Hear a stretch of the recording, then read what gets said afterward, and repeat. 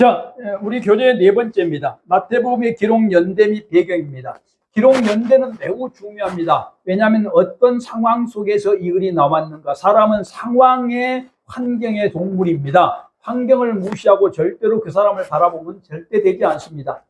상황을 바라보지 않으면 다 비판할 수밖에 없는데, 그런 상황 속에서 이런 말이 됐구나라고 생각하면 비판할 수 없을 때가 너무나 많습니다. 그래서 저는 성경을 연구할 때 기록 연대와 상황을 공부해야 된다고 보는 사람입니다. 기록 연대는 마태, 마가, 누가복음이 비슷합니다. 60년, 70년경에 기록한 걸로 보입니다. 왜냐하면 예루살렘 성결이 주 70년에 디도 장군에 의해서 멸망하죠. 근데 멸망했단 말이 없고 미래로 되어 있기 때문에 그 전에 기록한 것으로 보입니다. 더 중요한 것은 바울 서신보다 늦게 기록했어요. 바울 서신이 먼저 기록됐다는 걸 기억을 하셔야 될 것입니다. 그렇다면 저희가 관심은 어디에 있냐? 기록 당시의 사회적 배경을 알아보는 것이 저의 관심입니다. 이 당시는 로마가 63년부터 500년까지 이스라엘을 통치합니다. 그러다 보니까 60년, 70년이니까 로마가 통치하기 시작한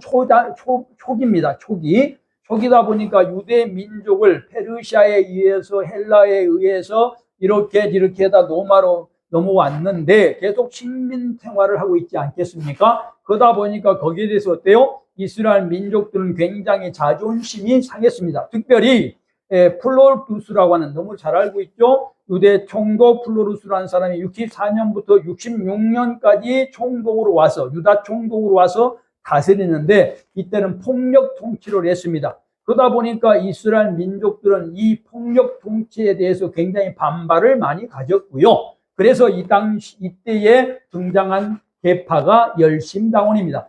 열심당원들은 이스라엘 민족주의자입니다. 이스라엘을 반대하고 이스라엘 압박하는 사람을 무조건 불로나 칼로 죽이는 일을 열심당원이 했습니다. 우리나라도 의사들 많이 있지 않습니까? 윤봉길 의사, 이런 사람들, 그런 사람들과 비슷한 사람들이 등장해서 굉장히 인기 절정의 사역을 한 것이 열심당원이었습니다. 이 시대, 마태복음이 기록할 때가 그런 시기였다고 하는 것이죠. 그렇다면 우리의 내 관심은 마태복음을 기록한 목적이 뭐냐? 이 책을 쓴 목적이 있잖아요. 하나님께서 유기적 영감을 주셨다는 것은 이 사람의 모든 마음까지도 움직인 것입니다. 주제가 있을 것이고 목적이 있을 텐데요. 목적이 뭘까요?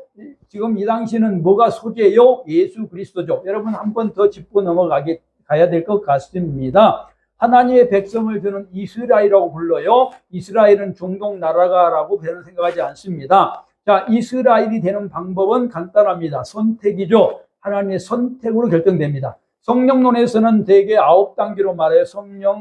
선택, 소명, 그 다음에 여러분 기억나요? 중생, 회개, 믿음, 칭의, 성화, 견인, 명화. 제 말을 지금 제가 말한 것을 여러분들이 머릿속에 지금 갖고 있고 입에서 나온다고 하면 여러분 상당히 실력이 있는 분들입니다. 9단계를 통해서 9가지를 가지고 우리는 백성이 됩니다. 같은 말을 다른 측면에서 말하고 있는 거예요. 선택이나 믿음이나 회개가 같은 말이에요. 근데 다른 측면에서 말하고 있는 거라고.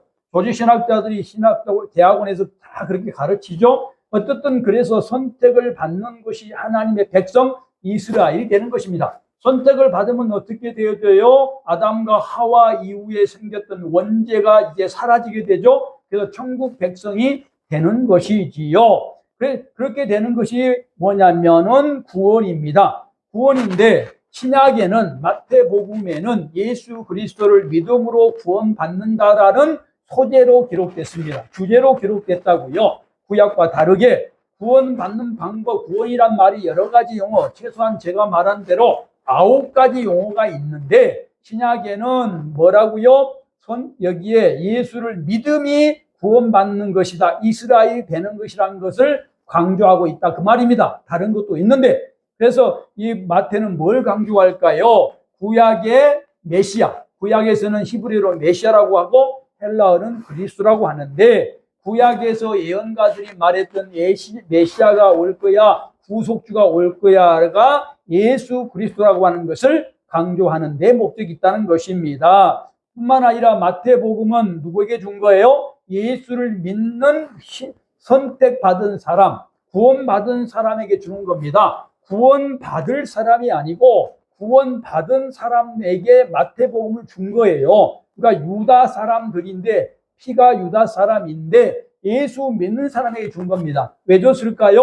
삶을 예수 믿는 사람처럼 살아라고 준 겁니다. 그래서 윤리적 기준을 마태 입장에서 제안합니다. 윤리 기준은 뭘까요? 윤리라고 하는 것은 성경 말씀대로 살면 윤리적이 되는 것이고, 성경 말씀대로 살지 않으면 비윤리적이 되는 것입니다. 도덕과의 차이는 뭐냐면, 윤리라고 하는 것은 성경 법대로 사는 원리를 제공하는 것이 윤리고, 삶은 그대로 원리대로 사는 것을 도덕적이라고 부릅니다. 예를 들면 거짓말 하지 마라 라면 윤리입니다. 근데 거짓말을 하면 비도덕적이 된다 그 말입니다. 거짓말을 하면. 그러니까 실제로 생활로 나타나는 것을 도덕이라고 그러고, 윤리는 원리를 설명한다고요. 그러니까 원리라고 하는 것은 윤리이기 때문에 이 마태는 어떻게 하면 기독교인, 예수 믿는 사람으로서 바른 삶일까, 어떻게 하면 잘못된 삶일까에 대한 기준을 정했다 그 말입니다. 마태는 그 주제가, 기록 목적이, 거기에 윤리적이라는 것을 여러 가지로 말로 하지만 마태는 사랑과 자비, 또 대접을 했을 때 윤리적이라고 말합니다. 예수 믿는 사람은 사랑해야 되는 거예요. 예수 믿는 사람은 자비를 베풀어야 되는 거예요. 사랑과 자비를 베풀면 구원받은 것이 아니고, 구원받은 것이 아니라 구원받은 사람은 우리가 아담 이후에 원죄를 면제받은 사람은 사랑과 자비를 베풀어야 된다는 것이고요. 그 다음에 마태가 제공하는 두 번째 윤리 기준은 대접입니다. 남에게 대접을 받고자 하는 대로 대접해라. 남을 섬기라는 거예요. 이것이 예수 믿는 사람의 모습이라는 거예요. 구원의 방법이 아니고. 세 번째는 긍휼입니다. 긍휼은 불쌍히 여기는 거예요. 불쌍히 여긴단 말은 무슨 뜻을 갖고 있냐면, 나에게 지식이 있고 돈이 있고 건강이 있으면 당연하게 없는 사람을 주는 것, 이게 긍휼이에요. 긍휼과 비슷한 말인데 다른 말이 동정입니다. 동정이란 말은 그런 말이 아니에요. 남에게 지식을 주고 남에게 돈을 주고 남에게 힘을 주지만 그것은 내 것이라는 입장에서 주는 것을 동정한다 그래요. 예를 들면 그 전철역에 돈을 달라고 어떤 사람이 벌리고 앉아 있으면 1,000원을 던져주는 것, 동정이에요. 긍휼이 뭐예요? 나에게 하나님이 돈을 주셨어요. 그러면 나한테 주셨지만은 내 옆에 누가 돈이 없는 사람이 누군가를 찾아보는 것, 이게 누구예요? 긍휼이라고 하는 거예요. 긍휼이라고 하는 거. 제가 이번에 누굽니까? 미국의 팝 가수 누구죠? 유명한? 마이클 잭슨. 이번 영화를 봤어요. 우리 가족들하고 이번 주일에 예배 끝나고 5명이 가서 영화를 봤습니다. 근데 그분을 보면서 잘 몰랐었어요. 그분이 잘 몰랐는데 그분을 보면서 뭘 한 가지 느꼈냐면 정말 긍휼이 많은 사람이더라고요.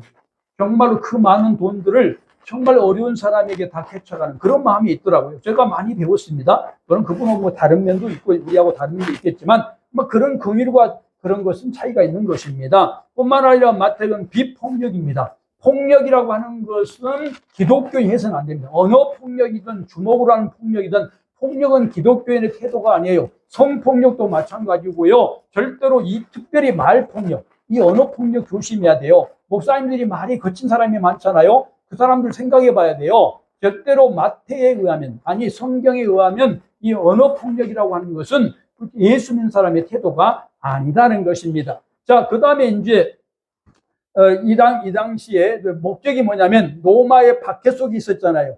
박해 속에 있어서 이스라엘을 위로하는데 목적을 두었습니다. 우리가 너무나 이뤄버려요. 신앙생활하면 무조건 이상하게 한국 사람들은 예수 맨날 그래요. 옳습니다. 그런데요, 성경은 예수 믿는 사람에게 준 책이라니까요. 그러니까 구원을 설명하는 것은 너희가 역으로 이렇게 구원받았으라는 걸 알라고 하는 것이고, 원래 목적은 뭐예요? 예수 믿었으니 선물로 받았으니 이렇게 살아야 된다는 거잖아요. 이게 성경의 목적 아니겠어요? 그러니까 성경의 설교는 삶을 강조해야죠. 그게 중요한 거잖아요. 근데 여기서 뭐래요? 마태는 로마 사람들이 고통을 당하고 있습니다. 예수를 믿으니까 더 고통스럽잖아요. 그래서 위로하기 위해서 그랬다는 것입니다. 이 당시에 얼마나 어려웠느냐. 66년에 전쟁이 일어납니다. 로마 전쟁이, 유대인 전쟁이. 로마를 향해서 전쟁한 거예요. 유대인들이 하도 괴롭히니까. 그러나 전쟁 이후에 로마가 이스라엘을 엄청나게 괴롭힙니다. 9만 7천 명, 내 조사에 의하면 9만 7천 명을 포로 잡아가서 검투 경기장에 집어넣고 맹수하고 싸움을 시킵니다. 이 로마가. 영화에도 많이 보셨잖아요.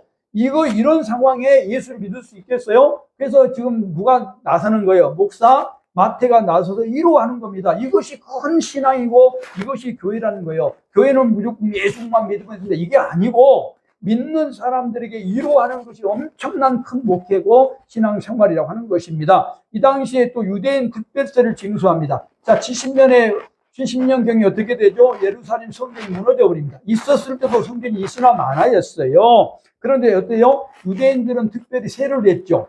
반세겔씩 세를 냈습니다. 근데 뭡니까? 성전이 없으니까 세를 낼 필요가 없잖아요. 근데 이 나쁜 사람이 세를 받습니다. 유피테르라고 하는 주피터 세를 받아요. 그래가지고 어떻게 돼요? 유대인 세라고 그래서 자기 로마 황제의 황제를 위해서 쓰도록 만든 겁니다. 이건 어떤 말입니까? 우리가 헌금을 했는데 헌금 갖다가 어떻게 하는 거예요? 착고 가는 거 똑같잖아요. 이런 일을 했다는 것입니다. 바로 이것이 그 당시에 쓴 목적, 이거를 위해서 이들을 위로하기 위해서 마태복음에 썼다는 것입니다. 수신자는 누굴까요? 이스라엘인. 중요한 것은 예수를 믿는 사람들에게 이 글을 쓴 거예요. 그 당시 사람, 1차적으로 60년대 사람에게. 이게 중요합니다. 그래서 이걸 쓰다 보니까 유대인이다 보니까 히브리어 성경 인용이 많겠죠? 쭉 제가 어떻게 인용했는가를 설명을 해놨습니다. 뿐만 아니라 성전에 관한 설명도 합니다. 성전을 누가 알아요? 이방인들은 모르잖아요? 이스라엘만 알지겠죠. 또 안식일에 대한 설명을 하게 됩니다. 그래서 안식일에 대한 설명, 이것들을 썼다고 제가 설명을 해놨습니다. 주제는 뭐냐? 아까 말씀드렸죠?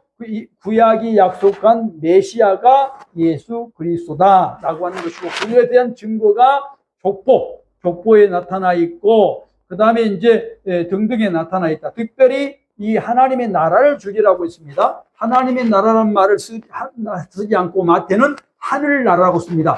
하나님이라는 말을 쓰지 못하기 때문에, 영어를 함부로 못 쓰기 때문에 하늘의 나라, 그래서 하나님 나라라기보다는 천국이라는 말이 마태복음에 특화된 언어입니다.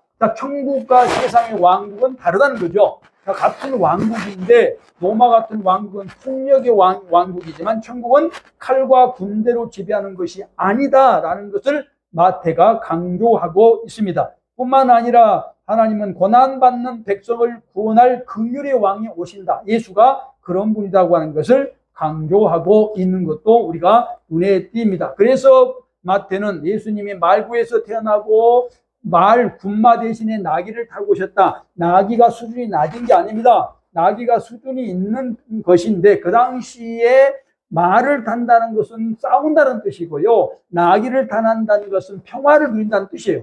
나귀가 말보다 수준이 낮단 말이 아니라고요.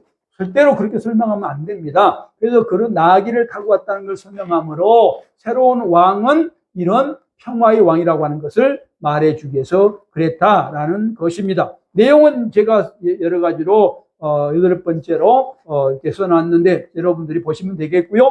등장인물은 예수 그리스도, 조연은 뭐 등등 써놨습니다. 이것도 제가 이제 책으로 쓴다면 설명을 좀 해야 될 것으로 보여집니다.